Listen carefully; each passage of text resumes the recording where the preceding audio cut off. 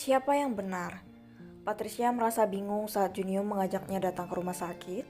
Setelah makan siang, Junio menepati janji yang ingin mengajaknya pergi mengunjungi makam sang ibu.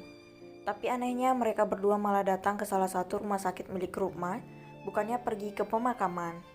"Ayo jalan, kenapa berhenti?" tanya Junio sambil berbalik menatap Patricia yang menolak untuk masuk ke dalam rumah sakit. "Jun, kenapa kau malah membawaku kemari? Aku itu ingin pergi ke makam ibuku," ucap Patricia mulai kesal. Lalu, Junio sengaja tak membiarkan Patricia tahu kalau ibunya masih berada di rumah sakit ini. Dia ingin memberikan shock jantung pada wanita yang kini sudah kehilangan arah. "Lalu, kau ini sudah gila atau bagaimana sih? Sudahlah, aku mau pulang saja," rajuk Patricia kemudian mengempaskan tangan Junio yang sedang menggenggam tangannya. "Mau kemana, Lepas?" Baik Junio maupun Patricia sama-sama melemparkan tatapan tajam. Kelakuan mereka akhirnya membuat seorang gadis belia datang. Kakak, kalau mau bertengkar itu jangan di rumah sakit. Naik ke ring tinju saja sana," celutuk Nania kemudian pergi begitu saja. Junio menelan ludah, dia seperti baru saja melihat malaikat pencabut nyawa. "Itu Nania kan?" "Nania? Nania siapa?" tanya Patricia bingung. "Itu tadi yang baru saja lewat di depan kita." Patricia kemudian melihat ke arah pintu masuk, di mana ada seorang remaja tengah berjalan bersama pria yang dikenal Glenn. "Oh, jadi Nania itu pacar temanmu ya?" Junio menggeleng, dia lalu menggunakan kesempatan itu untuk menarik tangan Patricia masuk ke dalam rumah sakit. Patricia yang hendak berteriak langsung kaku saat tak sengaja melihat ayahnya yang sedang mendorong kursi roda sang kakek. Kakinya mendadak lemas seperti tak bertulang. "Kau kenapa, Patricia?" tanya Junio heran. Ada ayahku, Jun. Aku takut," jawab Patricia dengan mata yang mulai sembab. Junio segera melihat ke arah depan di mana memang benar kalau Tuan Brian ada di sana. Bukannya membawa Patricia bersembunyi, dia malah menariknya ke sana. Sontak saja perbuatannya itu membuat Patricia kaget setengah mati. "Junio, apa-apaan kau? Lepaskan aku." "Diamlah, jangan lari dari kenyataan. Kau harus bisa menghadapi ayah dan kakekmu," sahut Junio mengencangkan tarikan di tangan Patricia. "Aku belum siap, Junio. Tolong jangan paksa aku." Sia-sia sudah Patricia merengek pada Junio, karena sekarang mereka sudah berada tepat di belakang orang yang ingin dihindari oleh Patricia. "Tuan Brian." Mendengar namanya dipanggil, Brian pun menoleh.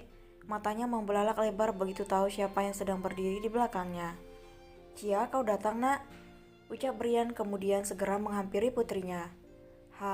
Halo ayah," sapa Patricia kikuk. Grep, tubuh Patricia menegang saat ayahnya tiba-tiba memeluknya. Dia heran tidak mengerti kenapa ayahnya malah melakukan hal ini, alih-alih mengamuk karena sudah membunuh ibunya dan juga menyakiti Eleanor. "Kau kemana saja, Cia? Ayah dan ibu selalu menunggumu setiap hari. Kenapa kau tak pernah datang menjenguk ibumu di rumah sakit?" tanya Brian sambil mengurai pelukannya. "Kau urusan sekarang?" Ibu menungguku." Tidak mungkin, Patricia pasti salah dengar. Ibunya sudah meninggal, Junior sendiri yang mengatakan hal itu padanya. "Iya, ibumu selalu menantikan kedatanganmu," jawab Brian heran melihat putrinya terkejut.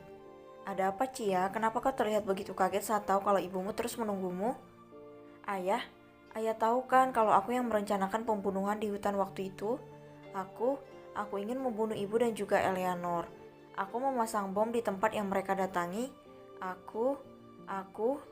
Patricia kalut, dia seperti tidak bisa membedakan mana yang nyata dan tidak nyata. Jelas-jelas Junio bilang kalau ibunya meninggal dalam ledakan itu, lalu kenapa ayahnya bilang kalau ibunya terus menunggu kedatangannya? Ini sebenarnya ada apa?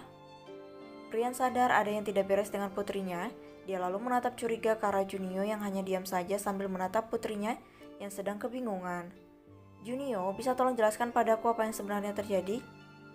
"Aku bilang pada Patricia kalau Nyonya Yura sudah meninggal," jawab Junio acuh. "Apa?" Karim dan Brian sama-sama berteriak kaget. Pantaslah Patricia terlihat bingung sampai seperti ini. Rupanya karena dia tidak tahu kalau ibunya sebenarnya masih hidup. "Cia, mendekatlah nak. Biarkan kakek menjelaskan sesuatu padamu. Kau salah memahami sesuatu," ucap Karim tak tega. Saking bingungnya Patricia, dia sampai meneteskan air mata. Dia menoleh saat lengannya diusap oleh Junio. "Kakekmu ingin bicara?" "Bicara?" Junio mengangguk, lama-lama dia jadi tidak tega melihat Patricia seperti ini. Dia kemudian mendorongnya agar mendekat ke arah Tuan Karim yang sedang duduk di kursi roda. Kakek, aku benar-benar sangat bingung.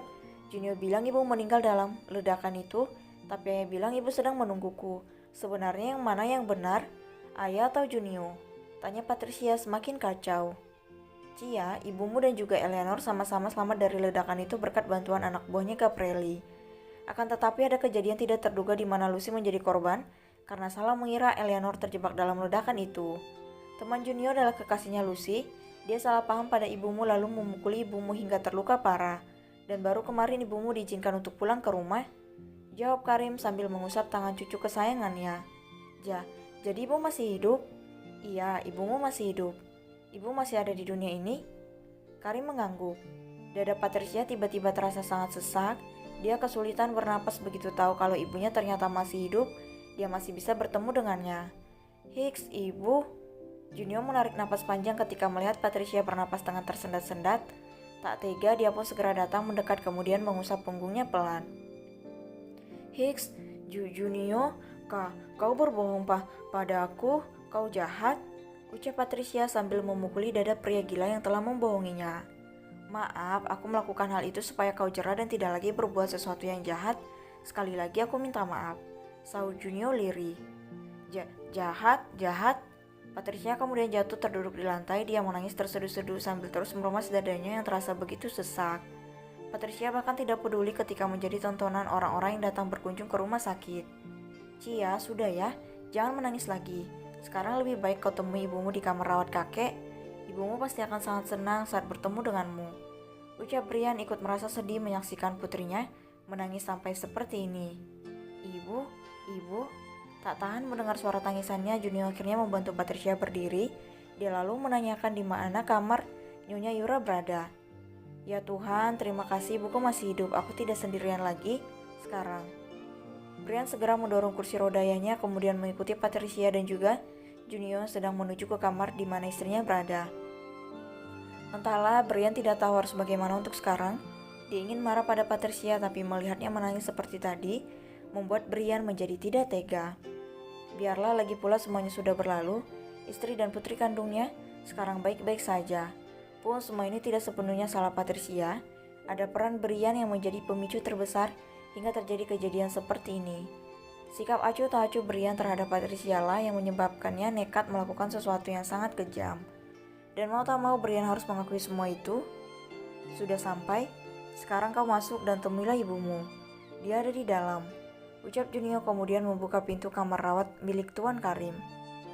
Tubuh Patricia gemetaran saat pintu perlahan-lahan mulai terbuka. Dia langsung menjerit histeris begitu melihat seorang wanita cantik tengah duduk sendirian sambil menonton televisi. Ibu. Saat manusia terpojok dalam suatu kegelapan, dia tidak akan bisa menyadari keberadaan orang-orang di sekelilingnya. Mata dan hatinya sudah tertutup oleh bujuk rayu iblis yang akan menariknya menuju ruang yang pekat dan sesat. Orang bilang penyesalan akan selalu datang di belakang. Benar, itu adalah pepatah yang sangat masuk akal. Akan tetapi tidak semua penyesalan akan berakhir luka. Ada kalanya penyesalan menjadi titik awal dalam membangun sebuah kebahagiaan dan keharmonisan. Tergantung bagaimana manusia itu menempatkan rasa sesalnya.